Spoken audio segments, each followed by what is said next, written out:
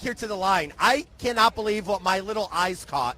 A very formidable person who I've got to run, I want to say simultaneously with when I ran for office first time around. Miss Sherry Murray, how are you? I'm doing awesome. How you doing? I'm good. Oh, how you doing?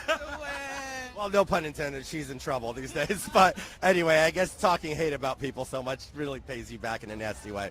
Didn't want you out, so it's all good. Well, Sherry, so let me ask you a question. How have you been? What have you been doing politically? I know it's not your first rodeo for Trump. I know it's not your first rally.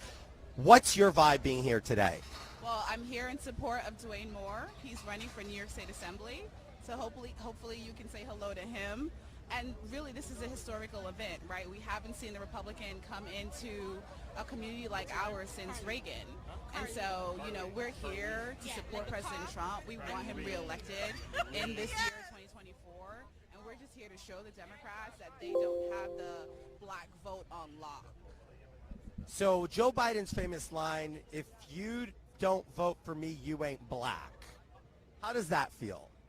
Sleepy, creepy, Abby?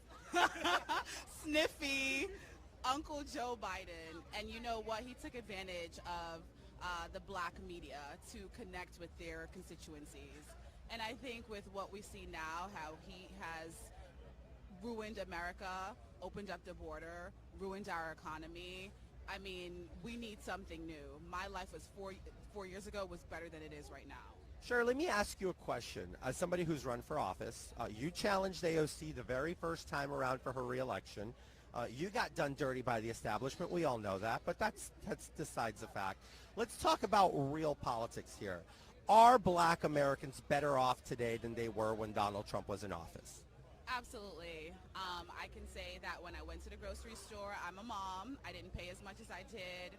Now, I'm paying more, right? So, there are things that equate to why Joe Biden is a really bad president and why we need to remove him from office, let alone he's making us look bad on the foreign policy stage, right? So when we look at what's happening internationally, that just makes us look bad to our allies and to our countries that may support America and see the weakness through the Biden presidency. But what we need to do is flip seats here, right? And I know I ran against AOC. The party decided to go with a cop, right? Let's just say that, versus a black woman. But there's no love lost, right? We understand what the game of politics is. And the reason why I'm really here is to show the next generation, like Dwayne Moore, that you got to stick with it. You got to challenge these incumbents that run unopposed. Well, let's do this. Let's get this snazzy guy over here. Dwayne, come over here. You're all snazzy. Let the camera take a shot. That's a nice red jacket, white pants. I mean, we're wearing white. It's clearly Memorial Day weekend coming up. So tell me, is it your first Trump rally? My first Trump rally. And I'm also running for New York State Assembly in District 20. Of course, plug yourself. Go ahead, baby. Tell me about your race. Yeah, so I'm running against Alicia Hyman. She hasn't been challenged since 2015. And I think it's time for a change. We see that our communities are crumbling apart. Things are getting worse. We have an open border, which is a slap in the face to every American who pays taxes, that they're incentivizing illegal immigration, providing socialism for migrants. And it's time that we show them that we're not just a monopoly. You just can't just assume we're going to vote one way. You actually have to compete for our vote, and this is what President Trump is doing. Let me ask you a question. As a candidate for office, but as a black man in America today, you're in the Bronx, right? This is the belly of the beast. So we've been hearing AOC saying all this vitriol, Richie Torres, assembly member here locally from the 84th Assembly District, all this vitriol going on. What does that make you feel? Tell me what's your message and what's your expectation going into this rally? Well, first of all, it shows me that Richie Torres and AOC, they don't believe in democracy. If they're trying to intimidate or say that someone shouldn't come here to spread their message, that's what a democracy is. You should be questioning why your candidate isn't getting out of his basement and coming here and speaking to the people. But most importantly, Make America Great Again is the acknowledgement that we've fallen.